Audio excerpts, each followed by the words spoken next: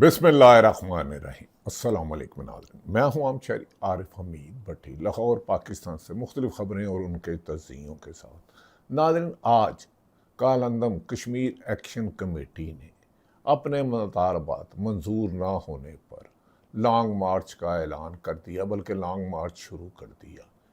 एक तरफ बलूचिस्तान में दहशत गर्दों की पाकिस्तान के अफवाज, पाकिस्तान के सिपाही और अवाम पर हमले KPK में ड्रोन हमले और दीगर वारदातें, पंजाब समेत मुल्क में महंगाई, माशी बदहाली, सियासी तबाही, इंतकामी कार्रवाइयाँ, और दूसरी तरफ एक ऐसी जमात कश्मीर एक्शन कमेटी जो अपने आज़ाद जम्मू कश्मीर के मसाइल के लिए आई, जिससे हुकूमत ने तमाम एग्रीमेंट किए और एग्रीमेंट करके 1 साल का टाइम लिया और काफ़ी मुतालबात मान भी लिए, लेकिन बैकडोर राब्ते होते रहे।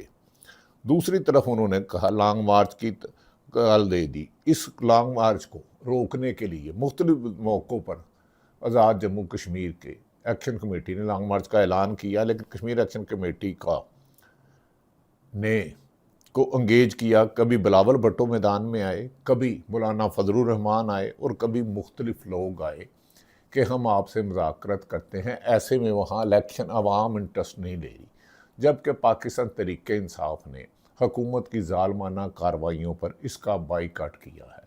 अब इसको एक तरफ, दूसरी तरफ अमेरिका और ईरान में जंग शिद्दत अख्तियार करती जा रही है। दोनों ममालिक एक दूसरे के खिलाफ, अमेरिकन मीडिया हो, डोनाल्ड ट्रंप हो, उनके तजादात से भरे बयानात कि हम अमेरिका ईरान से सुलह चाहते हैं, फिर कहते हैं ईरान को सफ़ा हस्ती से मिटा देंगे, एक और हमला शिद्दत से करेंगे। और ये बात उन्होंने दर्जनों दफ़ा कही कि उसके बाद ईरान में जंग नहीं रहेगी। लेकिन पासदार इनकलाब से लेके ईरान की मजहबी रहनुमा, ईरान के पासदार ने इनकलाब, ईरान की अवाम, जिनके तवानाई के प्रोजेक्ट पर हमले किए गए, पुलों को तबाह किया गया, रेलवे स्टेशन पर तबाह किया गया और नाकाबिल तलाफ़ी नुकसान किया।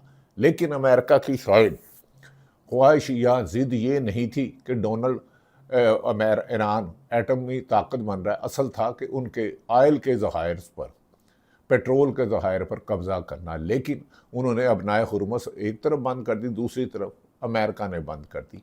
अब सेनेट में डोनाल्ड ट्रंप के खिलाफ करारदाद हुई। अब पाकिस्तान की तरफ आ जाते हैं। नाज़रीन, पाकिस्तान में बिला आखिर हुकूमत ने अपनी नाकामियाँ छुपाने के लिए अवाम पर रोज़ाना पेट्रोल की 4-5 दिन में 20 रुपये से ज़्यादा और 50 रुपये से ज़्यादा डीज़ल में इजाफा कर दिया, जिससे लेवी और दीगर टैक्सेस में इजाफे के साथ सारा बोझ महंगाई का आवाम पर पड़ गया और आम मिडिल क्लास आदमी ने मोटरसाइकिल और छोटी गाड़ियां चलाना छोड़ दी। अब अल्लाह माफ़ करे, अल्लाह ना करे, लगता है पेट्रोल की टैंकी फुल कराना मोटरसाइकिल वालों के लिए, छोटी गाड़ियों के लिए नामुमकिन है। और अल्लाह ना करे ये स्टेज आए कि अब पाकिस्तान में पेट्रोल अशराफियात तो कोई फ़र्क नहीं पड़ता, आम शहरी सिर्फ पेट्रोल छिड़क कर खुद को आग ही लगाने के काम रहेगा। लेकिन लंबे सफ़र पे पेट्रोल डलवाना, अफोर्ड करना उनके लिए मुमकिन नहीं। लेकिन हुकूमत शायद जानबूझकर अवाम को इन मसाइल में, महंगाई जैसे मसाइल में, बेरोज़गारी के मसाइल में और सेहत और तालीम की सेहत ना देने पर अपने कामों में इतना उलझाना रहती है कि वो अपने हकूक़ के लिए सड़कों पर ना निकले। जो लोग कहते थे कि जेंजी ने भारत में कामयाब हो गई काकरोच पार्टी ने, शायद उन्हें पाकिस्तान की अवाम की जदोजहद नहीं पता।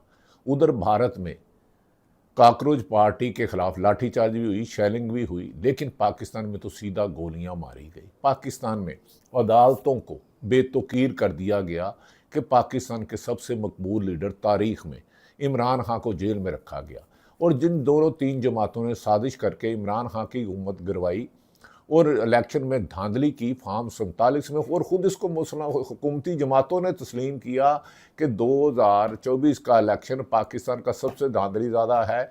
इवन के मुस्तफ़ा नवाज़ खोकर जो इस्लामाबाद से खुद इलेक्शन लड़े थे, कह रहे थे इस्लामाबाद में तीनों हलकों में PTI जीती थी और वादे अक्सरियत से जीती थी, पर तीनों पे मुस्लिम लीग नून के हारे हुए उम्मीदवारों को फार्म 47 दे के जीतने का ऐलान किया गया, जिस पर वो जब अदालत में गए थे उन जजों को निशाने इबरत बना दिया गया।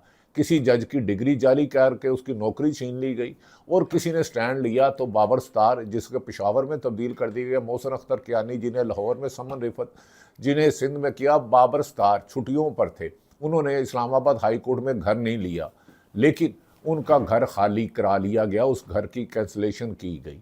नाज़रीन, हुकूमत ने चाहे साबिक वज़ीर आज़म हो, चाहे सुप्रीम कोर्ट का जज हो, चाहे सहाफ़ी हो, चाहे कोई आला ब्यूरोक्रेट हो, चाहे बिजनेसमैन हो, जिसने हुकूमती मजालिम पर, हुकूमती जुल्म पर, गंदे पानी पर, हुकूमत की नाकस कारकर्दगी पर तनकीद की, इन्होंने उनके खिलाफ पीका एक्ट से लेके उनसे वो गोसीदा गोलियां चलाने से भी दरेग ना किया।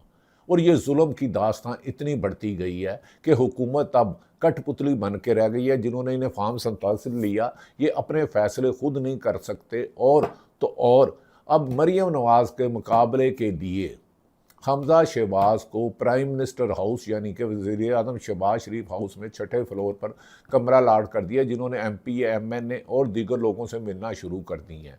मुस्लिम लीग नून के अंदरूनी ज़राए कहते हैं कि हमजा शहबाज बहुत ज़्यादा डिस्टर्ब थे कि उन्होंने बुरे वक्त में मुस्लिम लीग नून का साथ दिया और फ्रंट पर आकर जब मुशर्रफ दौर था तब भी रहे, लेकिन जब हुकूमत करने की बारी आई तो नवाज शरीफ साहब ने अपनी साहबजादी को वज़ीर आला पंजाब बना दिया, जिनका पहला इलेक्शन था, और हमजा शहबाज को मक्खन में बाल की तरह निकाल दिया। अब आज़ाद जम्मू कश्मीर में एक तरफ तो अवाम इलेक्शन का बाइकाट किए हुए, अक्सरियत अवाम की, PTI भी बाइकाट किए हुए है, और पीपल्स पार्टी और नून लीग एक दूसरे के साथ हुकूमत कर रहे हैं, एक दूसरे के सपोर्ट से अपने अरबों रुपए के मुकदमत जो जिन पे करप्शन हो ख़त्म करवाए। दूसरी तरफ एक दूसरे पर इल्ज़ाम लगा रहे हैं, ये करप्ट है, इसने अरबों रुपये का मंथली ली, ये फार्म 47 का है, ये मुस्लिम लीग नून फार्म 47 की है, ये तो अवाम का रिजेक्टेड माल है जिसे सिलेक्टेड करके गंदे टोकनों में ला के सजा दिया गया और हुकूमत दे दी गई। और पीपल्स पार्टी के दर्जनों लीडर है, यहाँ तक कि मुस्लिम लीग नून के वज़ीर आज़म के एडवाइज़र राना सनाउल्लाह ने जियो के प्रोग्राम शहजाद इकबाल में उनसे तलखी की, जब उन्होंने उनसे सवाल किया कि आप तो कहते थे कि पीपल्स पार्टी ने 3000 अरब की करप्शन की है, तो राना सनाउल्लाह उलझ पड़े, क्योंकि वो राना सनाउल्लाह को भी पता है कि अब मीडिया को कंट्रोल किसी और ने करना है। राना सनाउल्लाह को तो पार्टी को अवाम ने रिजेक्ट कर दिया। हमारे पुराने सियासतदान दोस्त हैं राना सनाउल्लाह साहब, लेकिन इस वक्त ताकत के नशे में, ताकत के तकब्बर में इतना आगे जा चुके हैं कि उन्हें यह भी नहीं पता जो जुल्म कर रहे हैं। हालांकि राना सनाउल्लाह पे भी इमरान खान के दौर में एक गलत पर्चा बना था, तो हमने उस वक्त मीडिया पर कहा था। अब ये मीडिया पर पाबंदियां भी किसी और से लगवाते हैं। आइन में अमेंडमेंट हो 26वीं या 27वीं, कोई और अगवा करता है अरकान असम्बली को, लेकिन मुस्लिम लीग नून ये नहीं सोच रही, जो ये हाथों से बांधी हुई मुखालफिन के लिए जो इंतकाम की रविश अख्तियार कर रही है, इसका अंजाम इबरतनाक होगा। इन्हें शायद अदराक ही नहीं कि सियासत में इक़्तिदार का सूरज गुरूब होते हुए चंद मिनट लगते हैं, और जो माजी में ताकतवर तरीन शख्सियत होती है वो अपनी ज़िंदगी बचाने के लिए, जेल से बचने के लिए डील जैसे चोर दरवाजे रास्ते करते हैं, जिसका सबसे ज़्यादा तजर्बा मुस्लिम लीग नून के सदर नवाज शरीफ साहब को है। इमरान खान को 7-8 माह से कैद तनवाई रखा है, उनकी बहन, उनकी पार्टी सड़कों पर है, लेकिन गोली से हर चीज़ को खामोश कराया जा रहा है। चाहे सुप्रीम कोर्ट जज इनसे महफूज नहीं रहे, पाकिस्तान की सबसे मकबूल सियासी जमात PTI इनसे महफूज नहीं रही, सहाफ़ी नहीं रहे, हाई कोर्ट के जज नहीं रहे, सिविल सोसाइटी नहीं रही, किसान नहीं रहे, किसान के साथ भी वो जुल्म किया। अब शहजाद इकबाल के जियो के प्रोग्राम में राना शहजाद इकबाल और राना सनाउल्लाह की आर्गूमेंट क्या हुई, जिसमें उन्होंने कहा पीपल्स पार्टी के साथ मिलकर हुकूमत भी बनाते हो, इमरान खान की हुकूमत भी गिराते हो, आइन में अमेंडमेंट भी करते हो, सूबे भी बढ़ाते हो, लेकिन कहते हो कि 3000 अरब की पीपल्स पार्टी ने करप्शन किया, तो फिर उनके साथ मिलकर इक़्तिदार, जिस पर राना साहब गुस्से में आ गए। राना साहब, इस उम्र में गुस्सा सेहत के लिए अच्छा नहीं होता, सच तो सच है, अंदर होवे सच तो कोठे चढ़ के नच। राना सनाउल्लाह और शहजाद इकबाल जियो के प्रोग्राम में क्या गुफ्तगू हुई, ये खुद ही सुनिए। से 3000 अरब रुपए की करप्शन हो गई, पैसा दुबई चला गया। सर ये इल्जाम लगाएंगे तो फिर तलखी तो होगी, नोक-झोंक तो नहीं रहेगी। और ये भी बता दीजिए कि क्या ये आपका इल्जाम जो था, ये सिर्फ जो पॉलिटिकल कैंपेन हो रही है, इलेक्शन कैंपेन हो रही है, उसमें उसका हिस्सा है, या वाकई एक संजीदा इल्जाम आपने लगाया है पीपल्स पार्टी के ऊपर? नहीं, आपको इस बारे में मुझसे इस्तफसार करने का कोई हक हासिल नहीं है।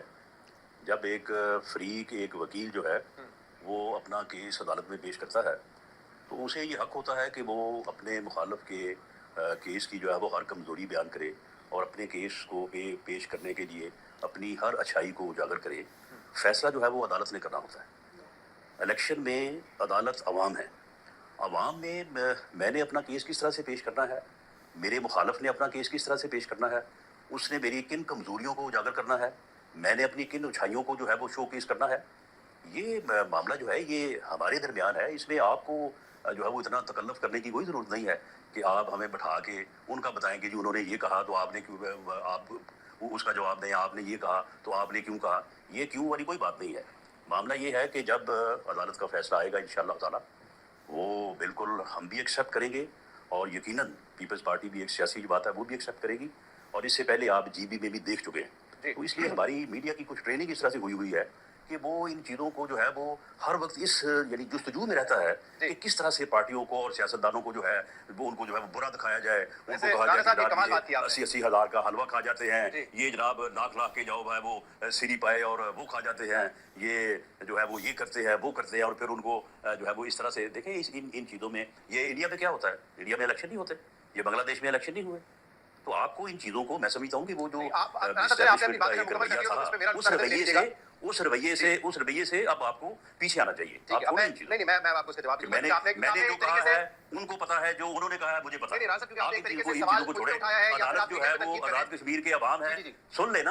अब आपने अगर ये यानी आपको तो सिर्फ अपने प्रोग्राम की रेटिंग से है, आप छोड़े इस बात को, उन्होंने मुझे कहा और मैंने उनको क्या कहा। अदालत जो है वो आज़ाद कश्मीर के अवाम है, जो फैसला करेंगे वो भी एक्सेप्ट करेंगे, मैं भी करूंगा। जो आप कह रहे हैं, जो आप ये कह रहे हैं ना कि मीडिया का काम नहीं है, मैं आपको ये बताऊं, यही मीडिया का काम है। मीडिया आवाम की आवाज बनता है। या तो आप ये कहें कि मैं बड़े तमुल से सुना, मैं जरा सुनूं, फिर आपको अपनी बात कर दूं, फिर आपसे जवाब दीजिएगा। आप कहते हैं कि नवाज शरीफ साहब आके कोई जलसे में बात करें, उस पर कोई कमेंट्री ना हो, उस पर कोई पब्लिक में कोई डिस्कोर्स, उस पर डिस्कशन ना हो। आप कह रहे हैं बिलावल साहब जो बात करें या आप बात करें उस पे उसको हम रद्द नहीं, बिल्कुल मैं ये नहीं कहा, यही अगर आप इल्जाम लगा रहे हैं ना, आप एक इल्जाम लगा रहे हैं और मैं आपसे पूछूं कि क्या ये तो आप वैसे भूल गए आप लोग। साहब, अगर मैं आपसे ये पूछूं, ये जो आपने बात कही, मुझे लगता है शायद आपने अपनी कही हुई बात पे आप खुद पीछे हटना चाह रहे हैं, क्योंकि जो बात आपने कही उस पर आपसे सवाल ना हो। नहीं, मैं क्यों पीछे हटा जा रहा हूँ, मैंने जहाँ पे कही है वहाँ पे कही है। तो अगर आपके सामने मैं जवाब दूं, उस पे डिस्कशन तो होगी ना। राणा साहब, ये कैसे हो सकता है? आप ये कह रहे हैं नवाज शरीफ साहब अगर कहे कि देखिए डिस्कशन नहीं, सुन ले, डिस्कशन होने दे जी, लेकिन आप उनको जवाब दे नहीं ठहरा सकते। वो आपकी मर्जी है, आप सामने बैठा के आप इसका जवाब दे ना, आप बिलावल को या उनकी पार्टी के किसी आदमी को मेरे सामने बैठा के जवाब नहीं ठहरा सकते। ये जो मामला है ये इन चीजों से आपको पीछे हटना चाहिए। आप छोड़े आप इन बातों को। ये मीडिया ने यानी जो एस्टैब्लिशमेंट के कहने पे ये काम जो पिछले 10-15 साल किया ना, बस करें, आप जाने दें। राणा साहब, अगर आप ये कहते हैं कि आपने ये सवाल किया, मैं इसका जवाब नहीं देना चाहता, बात ठीक है, लेकिन आप ये तो ना कहें कि मीडिया का ये काम नहीं है। मीडिया का यही तो काम है। आप कह रहे हैं कि आते हैं सियासी लीडर्स, तकलीफ नहीं, आपका यही काम है। आप नहीं, आपका यही काम है। नहीं, बिल्कुल यही काम है, बिल्कुल यही काम है। यदि आप नहीं सुन ले, आप एक एलिगेशन लगाएंगे कि इस मुल्क में 3000 अरब रुपए की चोरी होगी, मेरी बात सुन ले, इस मुल्क में 3000 अरब रुपए की चोरी होगी, लेकिन मीडिया सवाल उठाएगा। शहजाद साहब, आप सुन तो लेना, दुबई चले गए, अपना कतर चले गए, मेरी बात सुन ले। बात ये है कि हसन मुर्तजा को, वो मेरा छोटा भाई है, आप उसको मेरे सामने बैठा के इस तरह से मुझसे जवाब ले, फिर उसको बताएं, उनकी को बात, फिर उससे जवाब ले, ये रवैया दुरुस्त नहीं है। ये बात मुझे समझ नहीं। आप कह रहे हैं यही बात अगर मैं पीठ पीछे करते हैं, हम दोनों यहाँ बैठ के हसन मुर्तजा ना होते तो ये बात ठीक होती, फिर हम डिस्कस कर लेते। नहीं, आपको इस मामले में क्यों इतनी परेशानी लाभ होती है? क्योंकि आप ये बैठ के हमें बता रहे हैं कि इस मुल्क में एक सूबे में 3000 अरब रुपए की करप्शन हो गई। आपने ये कह दिया कि अगर आप बंद कमरे में करते अलग बात है, ये मीडिया पे चला तो ऑब्वियसली सवाल तो होगा ना फिर, क्या ये हुआ है या सियासी बयान है? नाज़रीन, आपने देखा होगा कि राना सनाउल्लाह ने इल्ज़ाम लगाया था कि पीपल्स पार्टी ने 3000 अरब की करप्शन की और दुबई ले गए।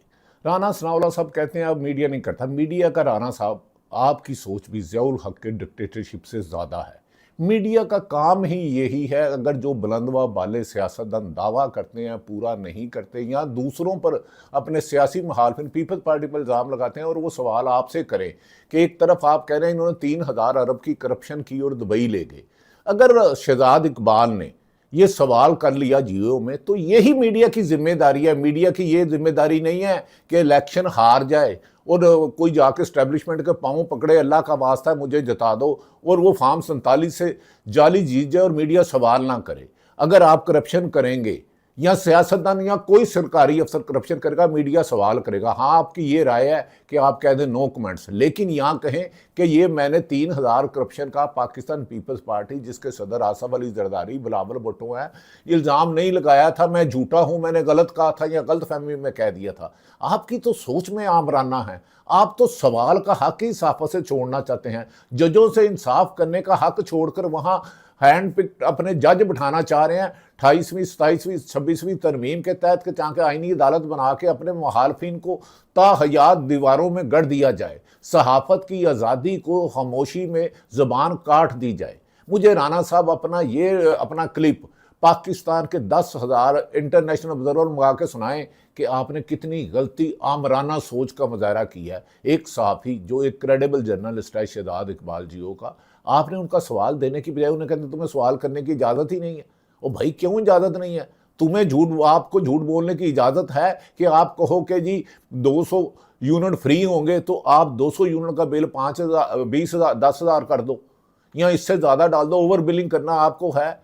आपको आवाम के साथ ये झूठे दावे करने की है कि मैं सड़कें बनाऊंगा, तालीम दूंगा, रोज़गार दूंगा, सेहत की सहूलतें दूंगा, करप्शन का खात्मा करूंगा, लेकिन करप्ट लोगों के साथ मिलकर करप्शन कर अगर कोई करता है तो साफ़ी सवाल नहीं करेगा। तो मुझे बताएं, ना साफ़ी के पास सोटी है, ना साफ़ी के पास बंदूक है, ना साफ़ी के पास पत्थर है किसी को मारे, सिर्फ सवाल अखलाकियात के दायरे में करना। यही बात आपके लीडर नवाज शरीफ ने कहा था, ये हैं वो ज़राए जहाँ से मैंने मेफलेयर रोड स्टील मिल ली। फिर वो कहते थे आप होते कौन हो पूछने वाले। ये सोच आमराना है। आपने याद रखें कि मरीम नवाज वज़ीर आला पंजाब के बारे में बहुत नामुनासिब की और एक आपके बारे में FIR दर्ज हुई।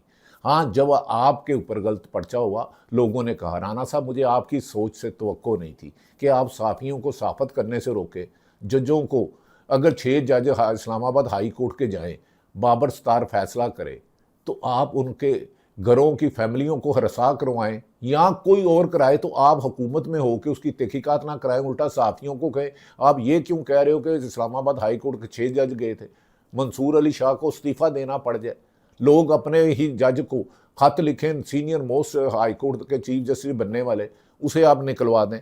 अब आ रहते हैं कि अब लॉन्ग मार्च में क्या अलीमा खान ने मैदान में निकली हैं और उन्होंने कहा कि इमरान खान का पैगाम है कि ये मुझे अंदर मार देंगे जब कैद तन्हाई में 10 बाई 12 के छोटे से सेल में रखा हो और उस शख्स को बार बार डील किया जाए और कहा जाए चोरी के मैंडेट वाली मुस्लिम लीग नून पीपल्स पार्टी और MQ की हुकूमत को कुछ ना किया जाए, तो फिर आप मीडिया को कंट्रोल करके क्या मुल्क की माशी तबाही सबसे ज़्यादा इस वक्त नहीं है? दहशत गर्दी में पाकिस्तान पहले नंबर पे नहीं आया।